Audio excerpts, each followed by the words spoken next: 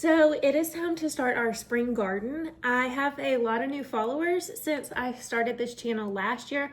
Last year, I think I started it in the middle of the spring and summer garden. So y'all didn't get to see all of this part. I did kind of go through how I plan a garden with y'all when I was planning my fall and my winter garden.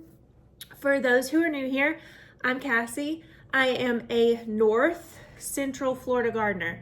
So North Central means as far north as you can go in the state of Florida, but the center of the panhandle. So just so that kind of gives you an idea of where I am located. I am 8B/9A. We used to be 8B, and then when they changed last year, we became 9A. Now, zone basically just tells you your hardiness zone, which is which varieties and plants will thrive in your area. I don't necessarily think that my area changed from a zone 8 to a zone 9 due to the amount of freezes and the amount of frost that we get. I think that a lot of the zone 9 varieties still won't do well here. So I still plant like I am a zone 8. And so you will just kind of have to play around with that and decide what you think. If you ask every gardener what they think the most important thing in gardening is, they're all going to tell you probably a completely different answer, but mine is going to be that timing is the most important thing, especially here in Florida, all of Florida, because our growing zones inside the state of Florida, of course, vary drastically from whether you're in South, Central, or North. But our growing zones here also vary drastically from most places anywhere else in the United States. Like South Georgia is going to be the same as me growing here, etc. So take that with a grain of salt. But timing is going to be the most important thing, because while somebody in the north is starting their cabbage and broccoli, and you may be following them on social media, do not start your cabbage and your broccoli because they're starting their cabbage and broccoli, because here in Florida, we grow that in the fall and winter, not in the spring like everybody else. So just kind of keep that in mind. It's also important because of our frost dates here. You have to keep up with when your frost dates are. And pretty much a guarantee in my area is that by Easter, we've received our last frost.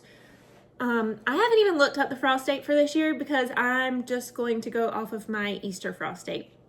I have everything ready pretty much by the middle of March to go into the ground, and then I just kind of either hold it in my growing lights until that last frost hit. If you've been following me, then you know that I love a seed catalog, and I'd rather flip through one of these than flip through an online website to find my seeds. So the 3 top ones that I order seeds from are Johnny's, High Mowing Seeds, and of course Baker Creek. Now this year, I didn't actually sit down and order seeds from any of these catalogs, because over the last year, I have ordered so many seeds. This is my spring seed box. I didn't feel like I needed to order any seeds, so we're just gonna use the varieties that I have already on hand, because I didn't feel like I needed to order more. I've made notes because I am ADHD, so this is my garden layout for my raised bed gardens. And then I also have a large, just regular rectangle in-ground garden that I will grow in. So that kind of gives me an idea. I can write which plants I want to grow where on this, and it just really helps me to stay organized. And then the items that I typically grow in my spring garden are summer squash and zucchini. I grow winter squash. Yes, even though they are called winter squash, we grow them in the summer, and they're called winter squash because they will store until the winter when you can use them. They just have like a harder outside skin that stores well for a longer period of time than the summer squash. I will grow cucumbers. I'm not going to grow as many cucumbers this year as I grew last year, and we'll get into why in just a few minutes. Okra. My family loves okra. I can never grow enough to actually preserve any okra, so we're gonna grow that again. Beans, I will grow a ton of beans, but I still will not be able to grow enough for our family, so you will see me buy a bushel of those and can them as well with y'all at some point. I don't grow corn, but corn is one thing that you can grow. It takes up a lot of real estate to grow corn, especially for our size family of 6. And we live in an area where sweet corn is grown, and so it's cheaper for me to buy corn, and I feel like that space can be used for something else. So I don't grow corn, but corn is something you can grow. I grow a ton of tomatoes, so we will get into that when we go through our seeds, and we're actually going to start our tomato seeds today. Peppers is another thing that we will grow, and I'm not going to grow a ton of them, and I'll get into that with you in just a little bit. Eggplant is something that I love to grow. My eggplants produced, I think, this year until November, and they really actually didn't start. It was really weird, like they didn't start producing this year until like September. It was so strange. But anyway, eggplant is something that I will grow. Loofah is something that I'm going to grow more of this year in place of the cucumbers, because I'm going to have a lot of trellis space, and since I'm not growing as many cucumbers this year, I'm going to swap out and put loofah and birdhouse gourds on those trellises. Seminole pumpkins is something that I've tried to grow every year. I think I've only successfully grown 4 little pumpkins, but the hurricanes keep messing up all of my vines. So maybe this year will be our year that we don't have so many hurricanes that knock my vines down. Another thing that we'll start, and I'm gonna call this a spring. It's not really a spring. It's like it's a winter crop, but because we're gonna start them in a few weeks. But potatoes we will start, and then they're usually done in the spring. So, I mean, is it a winter or is it a spring? Anyway, potatoes, start those. Most people say Valentine's Day, but I think like if we start at the end of January, it's better. To me, it works better in January. You have to kind of remember that whole timing thing. You have to kind of play around with your area and figure out your own timing. Anyway, so that brings me to the next part. When I said I wasn't growing as many cucumbers this year. So I looked at my pantry before I sat down to do this to decide what to grow. And I realized that my pantry storage from last year, I still have a ton of bread and butter pickles. So this year I won't need as many cucumbers because I won't have to can bread and butter pickles, because this should be enough to last us for another year. Remember when I was discussing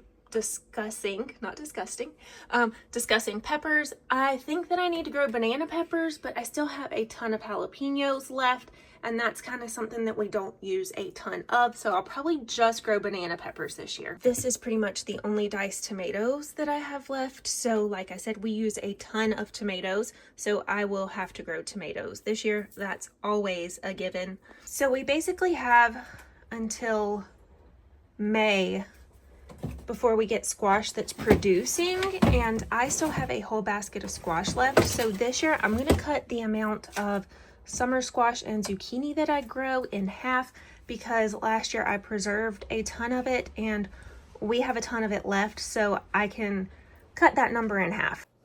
So based off the amount of squash that I have left and the amount of cucumbers that I have left, I'm only going to grow enough cucumbers to make dill pickles this year. I didn't make dill pickles last year because we had so many left over and now they're gone. So I only made bread and butter pickles, and as you can see, still have plenty left. So this year we're only going to grow enough cucumbers to make dill pickles. So I think last year I had 8 to 10 plants. So I'm thinking like six plants should be plenty of cucumbers. Did I say I was planting pickles? Anyway, planting cucumbers for pickles. I'm not sure what I said. And then tomatoes are always a given, and peppers. I'm just gonna plant banana peppers this year. I didn't order any seeds this year because, like I said, I have a ton of seeds. I don't know how I got so many seeds. Like cucumbers, I have all of these seed packets. So I just didn't feel like I needed to order any more seeds based off of what I have. We're gonna use up what we have this year. I'm sure I'll start ordering more seeds at some point because I always do, especially as like the seed companies start offering free seeds. And actually, okay, so another company that I order from that does not produce a catalog anymore, they used to, they don't anymore, is Hoss.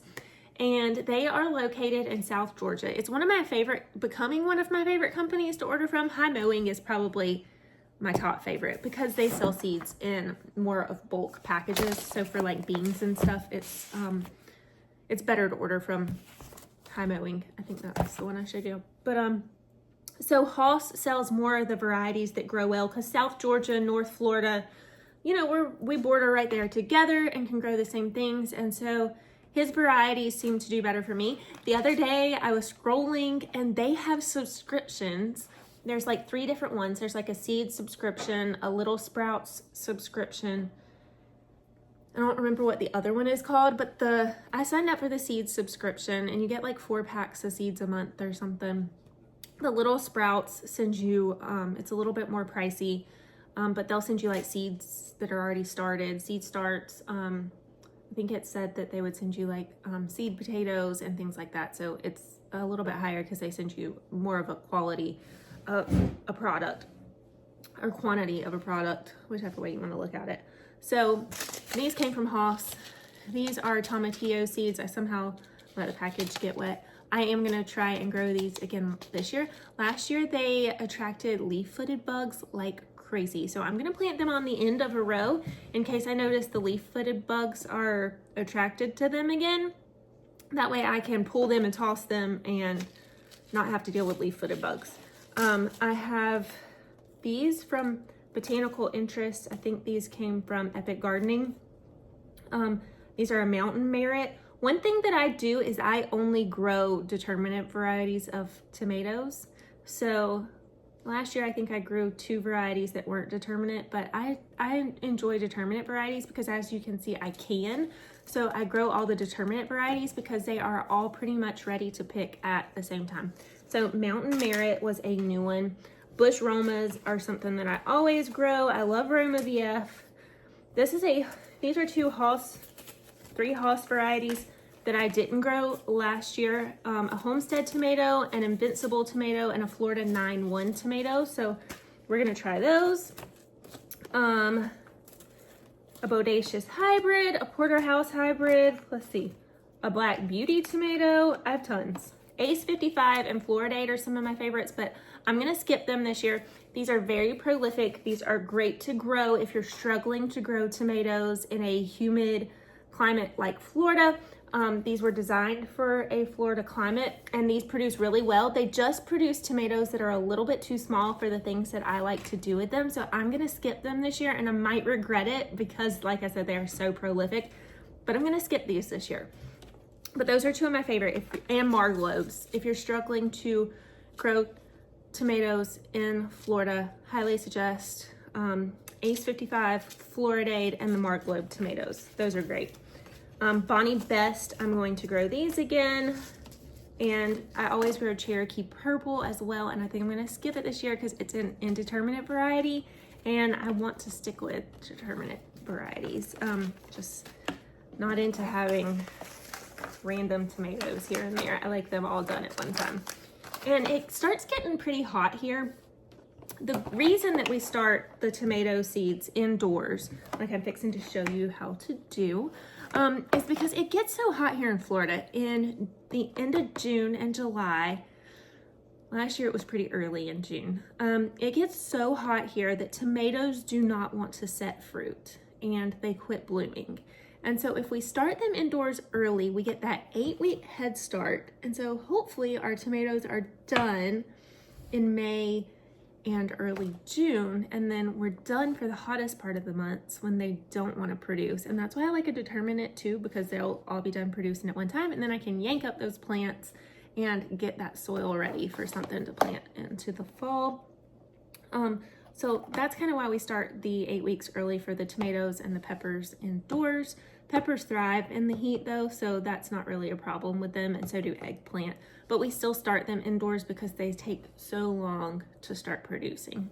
So let's go get these tomato seeds started. I think that's all I'm gonna start today is the tomatoes. And then I'm gonna sit here and calculate how many I need for each of my rows really quick.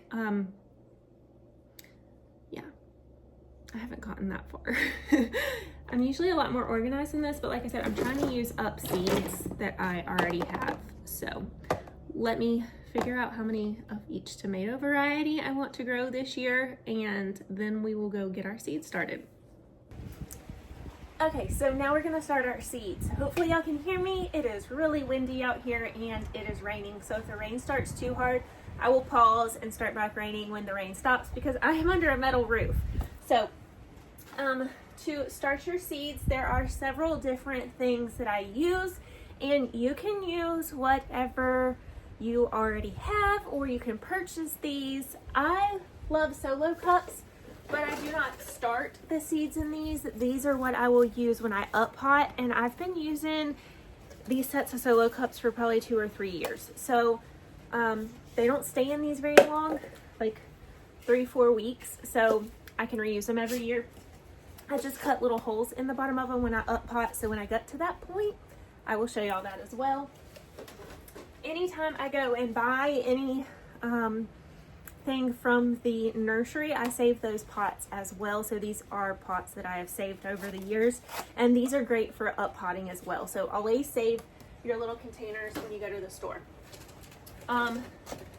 These I have purchased, and they're ones that I have saved over the years as I've picked things up from the store, but they're just the larger cells. I actually prefer these the most to start seeds in, but because I'm starting so many tomato seeds today, I am going to use these with the domes and the little water catching trays, because I'm gonna have to use heat mats to start tomatoes, peppers, and eggplants. You need a heat mat so that they'll germinate.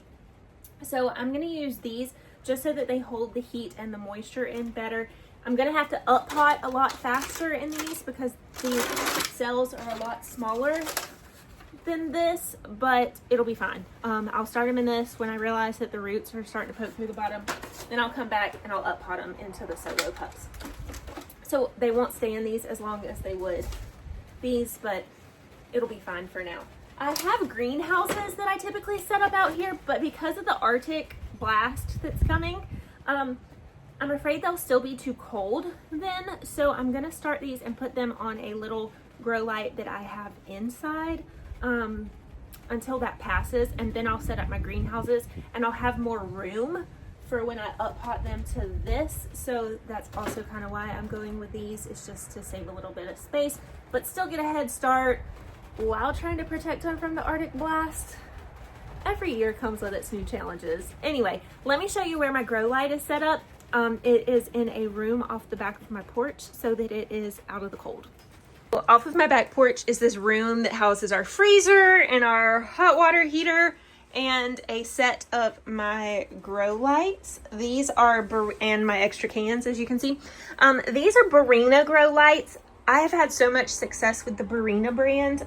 They did send me a few free samples, but I'm not partnered with anybody. So I am honestly telling you that I love these grow lights, and I'd actually purchased 2 sets of them before they started sending me the free samples. So these are my absolute favorite grow lights in this room, which is heated and cooled. So it'll make it where it's nice and protected from the Arctic blast. If it comes and does anything, my phone only says it's going to get down to 30, which is kind of like normal for this time of year. So I don't know. Anyway, I did try the shop lights one year, and I bought the correct ones that everybody says to go buy from Walmart, and I did not have luck with them. They dried out my plants really fast and kind of burnt them. So I switched to the Barina brand. I was like, okay, this is a cheap option. Let me just try it. Plus they come with like the little plastic greenhouses, and I'll show you when I set them up. But so it's warm enough here in Florida that I can start everything on my back porch with the heat mats, and the little plastic greenhouse cover gives it enough protection from our winters typically. Like I said, the Arctic blast thing is coming, that I can start everything on my screened in back porch and be perfectly fine. So everybody's situation is a little bit different, but this has worked for me. So let's get these seeds started. It is getting really hard for me to find organic seed starters. So this is some of the Espoma brand that I have left over from starting some seeds. a while back, and I'm just going to continue using it because it's still perfectly fine. It just needs to be rehydrated. And then I went to Walmart to pick some up, and they're just now putting out, like, they're just not supposed to be putting out the spring stuff, but it looks like they're not. I don't know. So they had 2 bags of the Jiffy seed starter that I bought. So I don't know why seed starter is so hard for me to find locally. I do not like making my own. Did that once. Terrible. It was awful. I had the ratios off or something. So I like buying it already made because scientifically tested, I guess, and they got it right, and I don't waste 8 weeks trying to start seeds and nothing happening. So let me go get a bucket. I've got to find something to rehydrate this in. So one thing that I use when I'm rehydrating water is warm water, or like just however hot it'll come out of your tap, just because it makes it easier when you're rehydrating. It'll kind of help it to soak it up a little bit better. So I'm just going to dump some soil in here. I'm only filling up 2 of those trays, so I don't need a ton today. And then I'm just going to add the water into the soil.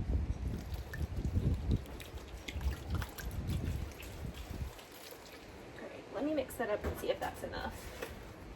If you get it a little bit too wet, you can always add more soil, and then of course if you don't get it wet enough, you can always add more water.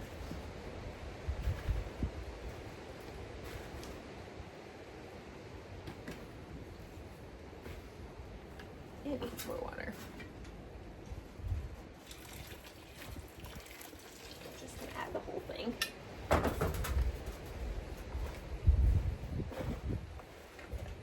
There.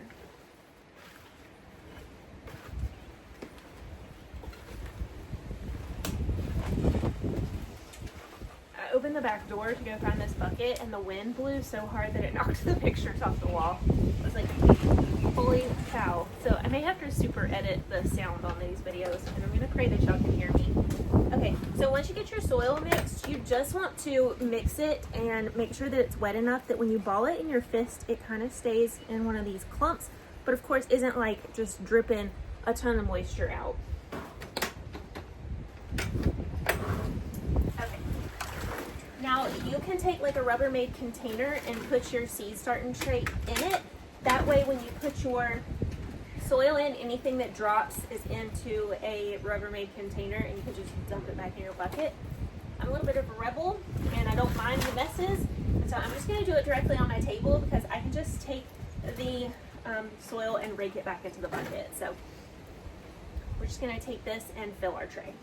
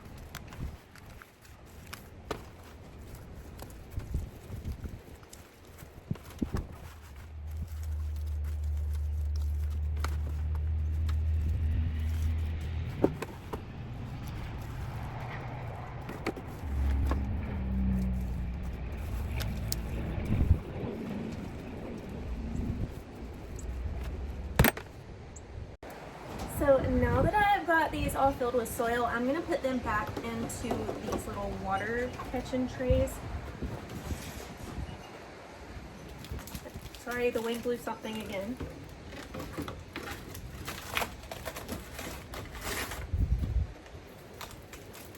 I'm just doing this before I put the seeds in because, as you can see, these are kind of flimsy, and I don't want to accidentally drop this with the seeds all in it.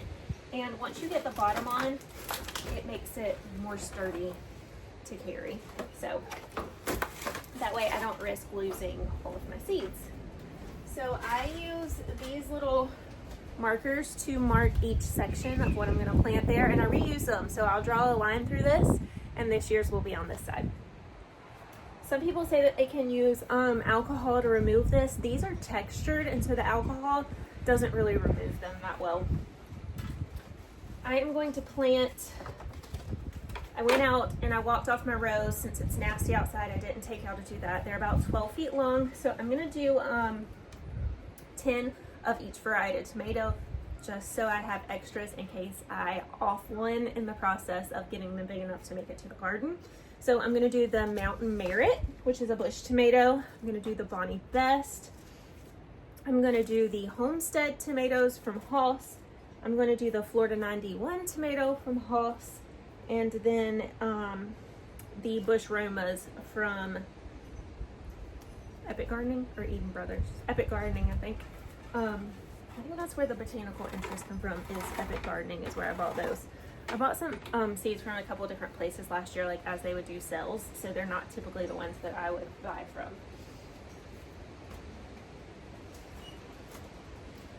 Okay, so that's 5 different kind of tomatoes, and then I'm going to do the tomatillos as well. I'm only going to do 5 of these because I don't need a whole row of tomatillo plants.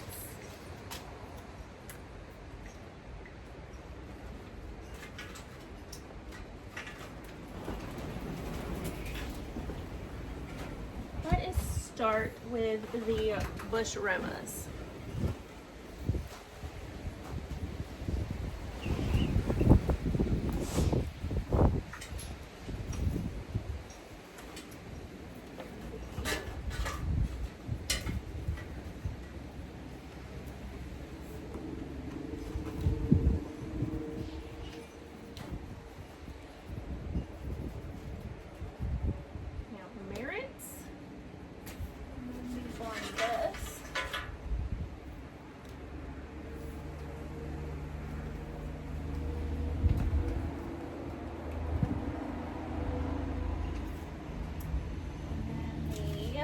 Homestead.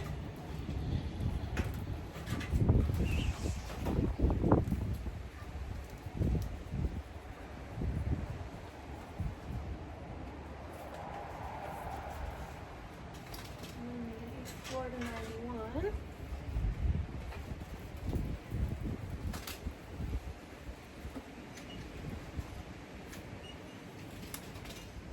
And then I'm going to do these as Hoss tomatillos. That way I know where they came from, because last year's tomatillos came from somewhere else.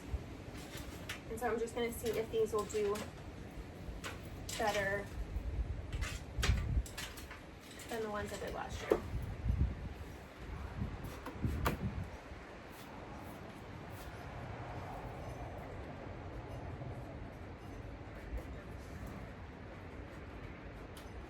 I think last year's seeds came from either Dollar Seed or Florida Seed. I can't remember, so I went with Hoss this year.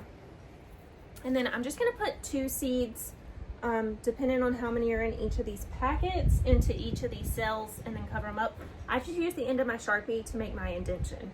That way I don't have a ton of extra tools. I mean, I know some people buy a dabbler, but Sharpie that I use to write the names on the labels can be used the same way.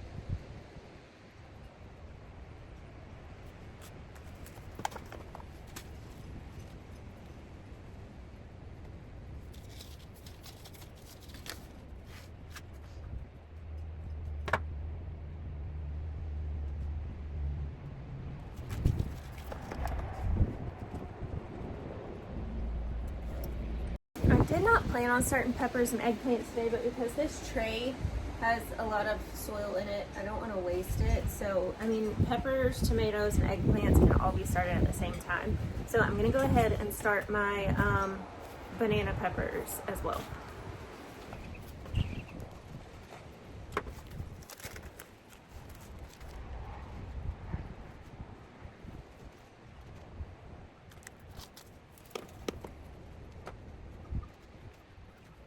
And then again, since I have so much room, I'm gonna go ahead and start the long purple eggplants and the black beauty eggplants as well.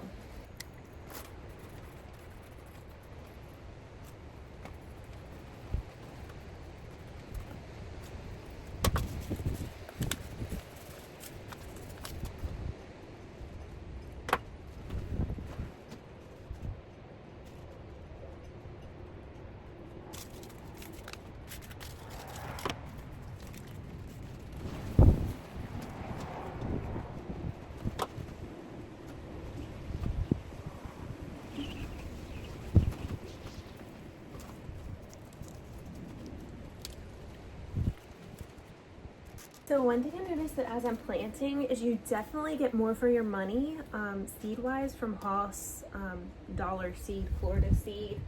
What else anywhere else that I bought seeds from? The Botanical Interest had enough seeds for like 8 to 10 plants.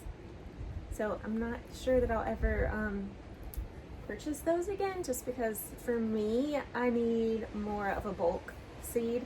I'm not even really buying seeds in bulk, but like 20 seeds would be nice. So, yeah, definitely think that I'll stick with my other brands from here on out. I don't know that I've ever used a whole lot of the Botanical Interest before, so I didn't know that they were gonna be so slim on seeds. So just kind of something to think about when you're buying seeds. Now, if you just need 2 to 3 plants because you're just growing for, you know, like to eat right then and there, then it's perfectly fine. But for me, because I'm growing so much to preserve, that's not necessarily beneficial for me. So, okay, so I have 2 rows left without anything in it, and I could just leave them blank. I wasn't going to plant indeterminate tomatoes this year because the hurricanes knocked down my super tall trellises that I grew them up last year and bent them. We've replaced my shorter trellises that I grow like the cucumbers and the squash, the vining squash on. I just don't know what to do with these last 2 seed cell trays. I always start way more than I need and end up having to give them away to friends. But I think I'm going to start a couple indeterminate varieties. Can't really decide. I might could get my husband to help me cut some more trellises at some point. We've had so much that we've had to repair from the hurricanes. I have hated to ask him to help me. I don't use a saw. I'm sure if you watch my other videos, yeah, I don't use an electric saw. Like I would use the old-fashioned one, but I don't use an electric one. My family has a history for losing fingers, so I'm gonna steer clear from the saws. We've had to repair the roof on our barn. We had to repair the roof on our house twice from the hurricanes in what feels like the last year. I think it was a little bit more than a year. The whole insulation in our house had to be sucked out and replaced. We later then had to replace our carpet. The last month we've replaced our truck batteries started oozing. If you've never had that happen, holy crap. The dryer burnt out like a week ago.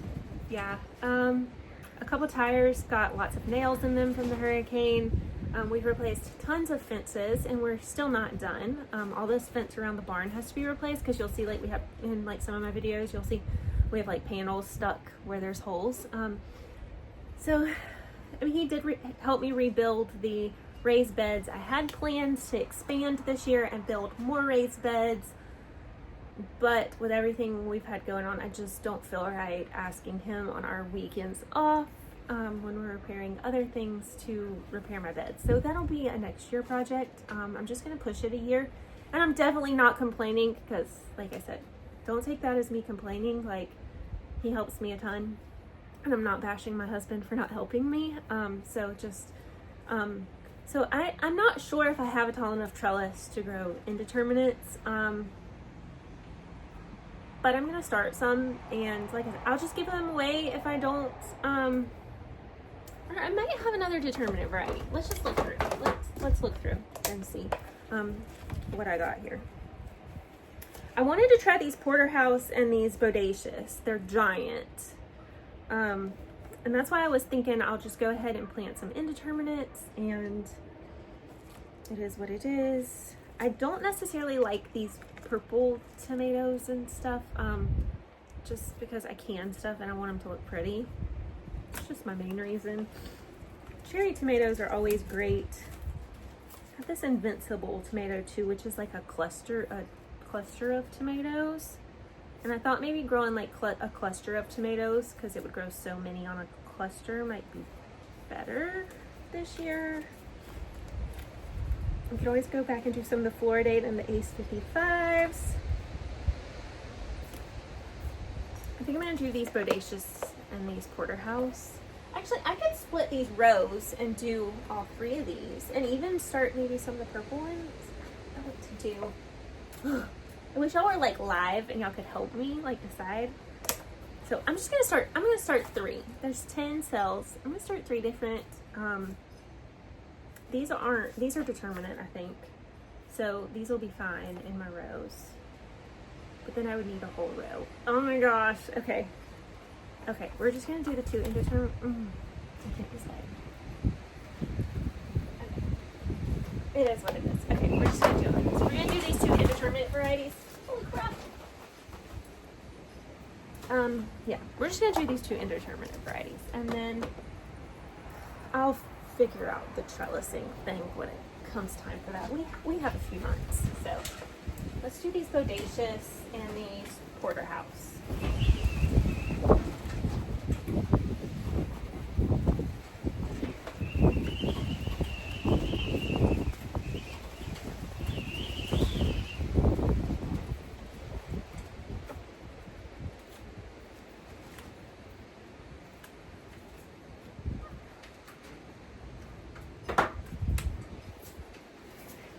I think these are some that I picked up at the end of the season at Tractor Supply, because I have a seed problem. As soon as Dollar Tree gets all their stuff set up, I'll be there too. I mean, I do have my favorites that I get from certain places, but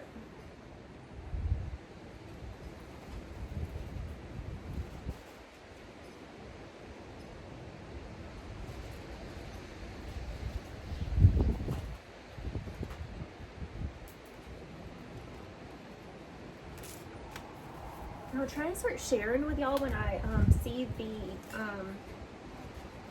sales, like when I buy the seeds, and that way y'all can kind of do like I do as well as buy seeds all year long. Just kind of gives you more bang for your buck. And sometimes you get like cool things that you normally wouldn't grow, like Baker Creek will send varieties that you wouldn't typically buy or grow. Some of the carrots I grew this year I think were from Baker Creek. Some of my favorite squash I got that way too, the lemon squash.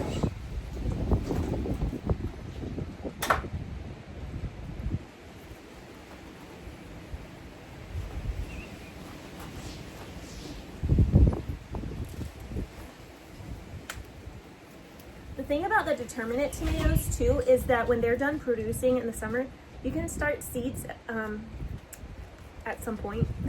I'd have to do all the math. And you can have like a late summer when it starts cooling off again into the fall, and we can have a second crop of determinate tomatoes here in Florida. So I just love determinate tomatoes, just in case you can't tell. So I'm always going to praise them. Like I said, these little seed trays are pretty neat because they come with the dome, and I will link these in the comments below. I got these off of Amazon. So I just put the dome on. It comes with this little thing, so I just close it until they sprout, and then we can open it up so they don't stay as humid. I just cover it up, and then I take this bottle of water, I think this came from Walmart or somewhere, and I spray and make the inside of these humidity domes humid. And this is just enough moisture because we pre-moistened our soil for them to sprout every couple of days. I will just check it and make sure that they're still pretty moist. These will take about 10 days to sprout, usually a little bit less, because of the heat mat. The heat mat really speeds it up. But if you don't have heat mats, it's not a big deal. You can do it without heat mats. It just takes a little bit longer for the seeds to sprout if your house is cooler. We keep our house at about 71. So these are the heat mats that I use. Also just got them off of Amazon. Everything that I use is super affordable. So I'm just gonna go set these up on my shelves, and then we will put these onto the shelves. Hopefully y'all can see this. Now I've got everything set up. It is the seed tray with the dome. It's got the humidity in it. I have the dial set so that it's closed until they sprout. And then there are the heat mats under it. So there's 2 of those set up, and I have room for 2 more down at the bottom whenever I decide it's time to start other seeds. So I will keep y'all updated through my shorts. So be sure to check it out over there, and let me know if y'all have any questions. Thanks for following.